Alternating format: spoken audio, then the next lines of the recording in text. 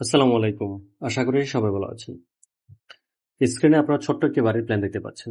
এই বাড়ির প্ল্যানটি আমরা সাজিয়েছি ২১ ফিট বাই ৩৭ ফিট জায়গায়।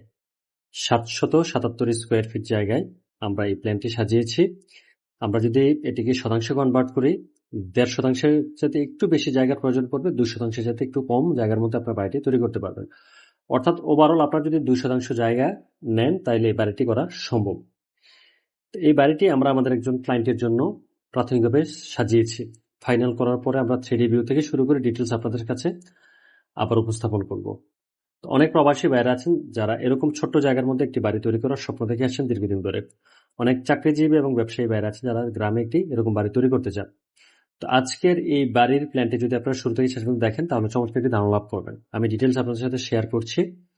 কলামের সেটআপ থেকে শুরু করে কত টাকা বাজেট লাগবে, ডিটেলস সবকিছু পাবেন এই ভিডিওতে। স্ক্রিনে থাকা ফোন নাম্বারে যোগাযোগ করবেন, হোয়াটসঅ্যাপের মধ্যে আমাদের সাথে যোগাযোগ করতে পারেন। আমরা সমগ্র বাংলাদেশে সুনামের সাথে কাজ করছি। তো বন্ধুরা, চলুন এখন আমরা প্ল্যানটি দেখে নেই। তো শুরুতে হচ্ছে আমাদের বাড়িটির সিঁড়ি। তো সিঁড়িটি আমরা পাশে দিয়েছি হচ্ছে 7 ফিট, আর দৈর্ঘ্য অর্থাৎ লম্বা দিয়েছি 15 ফিট 4 ইঞ্চি। তো হচ্ছে আমাদের সিঁড়িটি, এদিক দিয়ে হচ্ছে সিঁড়ির নিচে দিয়ে আমরা বাড়ির ভিতরে প্রবেশ করব। তারপর হচ্ছে আমাদের ডাইনিং স্পেসটি পাবো আমরা এখানে এসে। আমাদের ডাইনিংটি হচ্ছে 9 ফিট বাই 12 ফিট 9 ইঞ্চি একটি ডাইনিং স্পেস এখানে আমরা পাচ্ছি। মোটামুটি স্ট্যান্ডার্ড সাইজের খোলামেলা ডাইনিং স্পেস পাচ্ছি। এখানে আমরা একটি বড় জানালা রেখেছি যাতে করে এখানে পর্যাপ্ত আলো বাতাসের ব্যবস্থা থাকে। তারপর এখানে এই পাশে চাইলে আপনারা একটি সোফার সেট রাখতে পারেন যাতে করে মেহমান আসলে এখানে বসতে পারে। তো বন্ধু, ডাইনিং স্পেসের বরাবর এই পাশে আমরা আমাদের কিচেন এবং টয়লেট প্লেসমেন্ট করেছি। কিচেনটি সাজিয়েছি 6 ফিট বাই 7 ফিট জায়গার মধ্যে। তো এই কিচেনটি আমরা চাইলে এক পাশে চুল্লি আর এক পাশে সিঙ্ক দিয়ে সাজাতে পারি। একটি স্ল্যাব তৈরি করে নিব 21 ইঞ্চি হাইটে, তারপর হচ্ছে 5 ফিট হাইটে একটি, তারপর 7 ফিট হাইটে একটি। তাহলে আমরা এখানে কিচেনে অনেক জায়গা পাবো, যেখানে কিচেন রিলেটেড অনেক মালামাল রাখা যাবে। তারপর এখানে দিয়েছি কমন টয়লেটটি 4 ফিট বাই 7 ফিট একটি কমন টয়লেট এখানে আমরা প্লেসমেন্ট করে নিয়েছি। আপনি চাইলে আপনার সুবিধা মতো হাই কমোড বা লো কমোড টয়লেটটি ইউজ করে নিতে পারেন।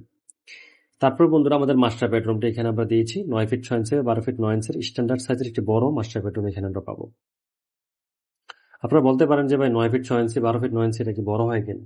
আপনি প্র্যাকটিক্যালি করেন, বিল্ডিংটা করার পরে দেখবেন অনেক জায়গা পাবেন এখানে। কারণ আমি যে বিল্ডিংয়ে আছি এখানে রুমগুলো এরকমই, কিন্তু অনেক মালামাল রাখা যায়। এক কোণার যদি বেড প্লেস করেন, অন্য পাশে একটি আলমিরা, তারপর হচ্ছে এই পাশে একটি শোকেস রাখলেন, একটি ড্রেসিং টেবিল রাখলেন, একটি ওয়ার্ড্রোব রাখতে পারেন। আপনি আপনার সুবিধা মতো মালামাল রেখে রুমটা ইউজ করতে পারবেন। তারপর এই পাশে আমরা একটি ব্যালকনি রেখেছি 4 ফিট বাই 6 ফিট 6 ইঞ্চি একটি ব্যালকনি। মোটামুটি বড় সড়ো এই ব্যালকনিটি স্ট্যান্ডার্ড সাইজের আছে। তারপর হচ্ছে এখানে আমরা একটি টয়লেট রেখেছি 4 ফিট বাই 6 ফিটের একটি টয়লেট। এই টয়লেটটি আমরা এই বেডরুমের সাথে অ্যাটাচ করে নিয়েছি। তো আপনারা যারা এইরকম বসবাস করবেন তারা এই টয়লেট ইউজ করবেন। ঠিক আছে? তো এখানে আপনি চাইলে হাই কমোড বা লো কমোড দিয়ে টয়লেট ইউজ করতে পারেন। তারপর হচ্ছে চলে যাব আমাদের পিছনে যে বেডরুমগুলো আমরা সাজিয়েছি, এগুলো মেজারমেন্ট দেখে নেব।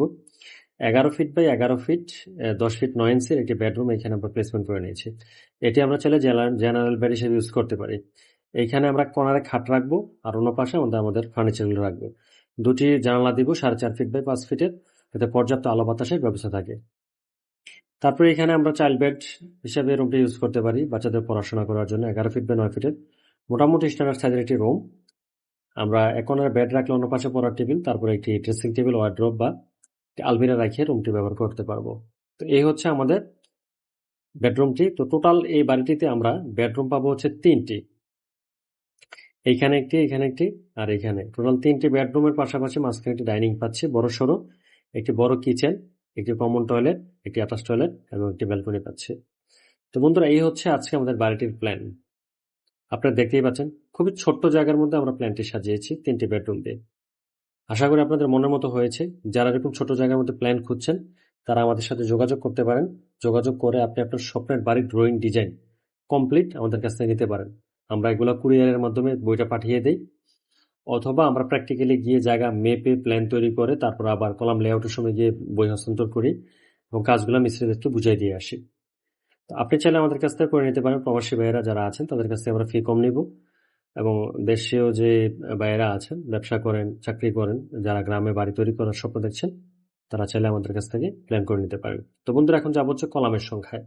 এই বাড়িটি তৈরি করতে আমরা কলাম দিয়েছি হচ্ছে 9টি কলাম দিয়ে আমরা বাড়িটি সুন্দর করে তৈরি করে নিতে পারবো ইনশাল্লাহ। আপনারা এখানে আমরা যেভাবে কলাম সেট আপ করেছি ওইভাবেই থাকবে। এখানে যেখানে যতটুকু লোড আসে ওগুলো ক্যালকুলেশন করে আমরা বিম প্লেসমেন্ট করব। তো এই হচ্ছে আমাদের কলাম সেট আপ। তো এখন বলবো হচ্ছে আমাদের একটি অ্যানাউন্সমেন্ট। এটা হচ্ছে আমরা ঢাকার কাছে বসিলা ব্রিজ থেকে 10-15 মিনিটের দূরত্বে আমরা কিছু প্লট সেল করছি, একদম ভেজালমুক্ত প্লট। যারা 25 লাখ, 30 লাখ, 35 লক্ষ টাকার মধ্যে প্লট খুঁজছেন তারা চাইলে আমাদের সাথে যোগাযোগ করে আপনার স্বপ্নের বাড়ির প্লটটি নিতে পারেন। যারা বিল্ডিং করবেন ভাবছেন গ্রামে, যদি অতি জরুরি না হয় তাহলে এই টাকাটা আপনি ঢাকার পাশে ইনভেস্ট করে রাখুন। আপনি বিদেশ থেকে এসে চাইলে এখানে বাড়ি করে থাকতে পারেন, অথবা এই জায়গাটি সেল করে গ্রামে আরো জায়গা কিনে সুন্দর একটি বাড়ি তৈরি করতে পারবেন, কারণ জায়গা কিনলে খুব দ্রুত এগুলোর দাম বাড়বে। তো আপনি যদি প্লট নিতে চান তাহলে আমাদের সাথে যোগাযোগ করে আপনার প্লটটি কিনে নিতে পারেন। তো বন্ধুরা, এখন যাব হচ্ছে বাজেটে। এই বাড়িটি আমরা চাইলে 3 তলা বা 4 তলা পর্যন্ত ফাউন্ডেশন দিয়ে তৈরি করতে পারবো। তাহলে আমাদের বাজেটটা কত লাগবে? তাহলে এখানে আমাদের হচ্ছে 21 ফিট বাই হচ্ছে 37 ফিট, 777 স্কোয়ার ফিটের এই বাড়িটি আমরা যদি একতলা ফাউন্ডেশন দিয়ে একতলা কমপ্লিট করি তাহলে আমাদের খরচ হবে 17 লক্ষ টাকা।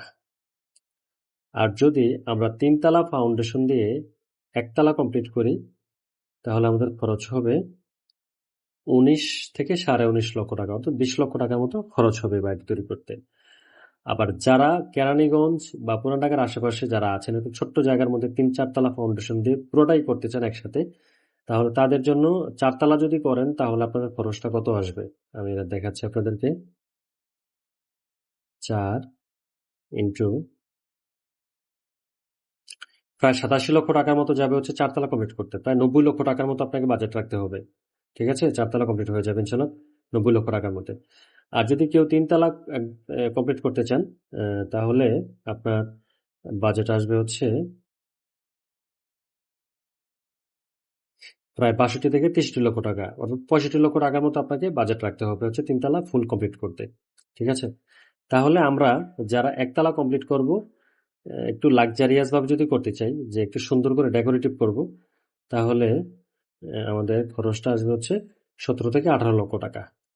তাহলে আমরা একটি ধারণা পেলাম যে যদি একতলা কমপ্লিট করি কত লক্ষ টাকা খরচ যাবে, আর যদি 3 তলা কমপ্লিট করতে চাই কত যাবে, 4 তলা কমপ্লিট করতে চাই কত যাবে। তো বন্ধুরা, যারা এরকম ছোট জায়গার মধ্যে বাড়ি তৈরি করার জন্য একটি সুন্দর প্ল্যান খুঁজছেন, এই প্ল্যানটি আশা করি আপনাদের মনের মতো হবে।